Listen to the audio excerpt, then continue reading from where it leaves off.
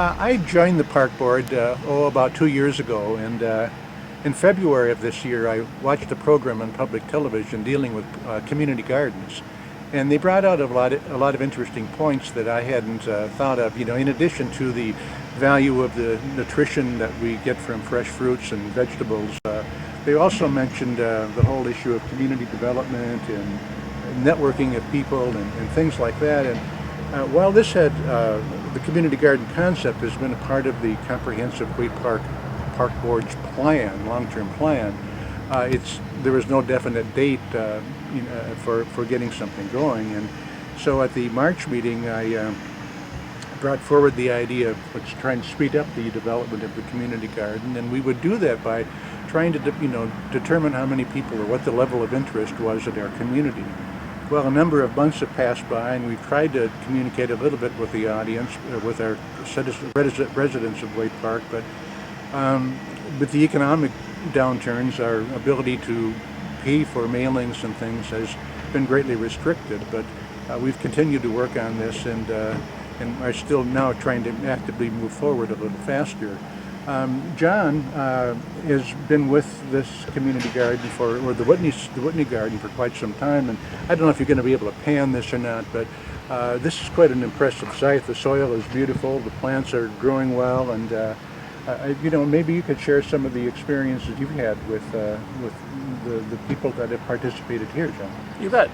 Well, I've been the coordinator of the gardens here for roughly about 2.5 years now, and we've got a waiting list of probably around 30 people. There's been a lot of more people joining the gardens after the Obamas had said the importance of it. And there's the Unitarian Fellowship just started their gardens this year, and we've sent our waiting list down to them so that they can have a successful garden. Central Care Health Plaza is also looking at the options of gardens on their site as well, and all of the gardens that have been started and working throughout the community have been very successful. And the soil in St. Cloud is wonderful for gardens, and we really haven't had too many issues this year with planting or anything. Last year we had some issues with some of the storms that came through, but it's really been a wonderful year for gardening here. Well, one of the things that struck me about residents of Wade Park is that the average age of the median age, rather, not the average age, the median age of the residents of Wade Park is 29.2 years old, which would indicate that there are a high number of residents living in areas where they don't have a lot of property to garden. There may be apartments, there may be patio homes, or smaller lots. And yet there's, I think there's an inherent thing within us, as Minnesotans at least, to garden. And so the whole idea of giving or providing a small plot of land is for the purposes of gardening is certainly worthwhile pursuing.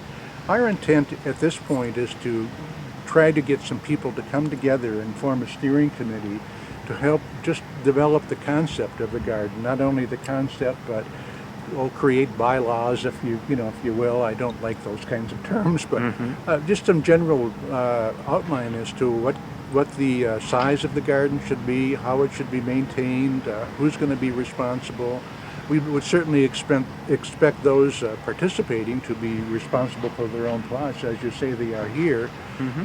There's just a lot of other rules and regulations. Even choosing a site right now is going to be a major issue for us. And the city of Wade Park is more than willing to participate and provide the land for us. It's a matter of us choosing where that should be, and my personal preference would be to have more than one site throughout the city, because our community, as many of them around this area, involves a great deal of land. Some much is developed and some is undeveloped, but we'd like to be able to put these community gardens in neighborhoods that would be easily accessible by people living in the area.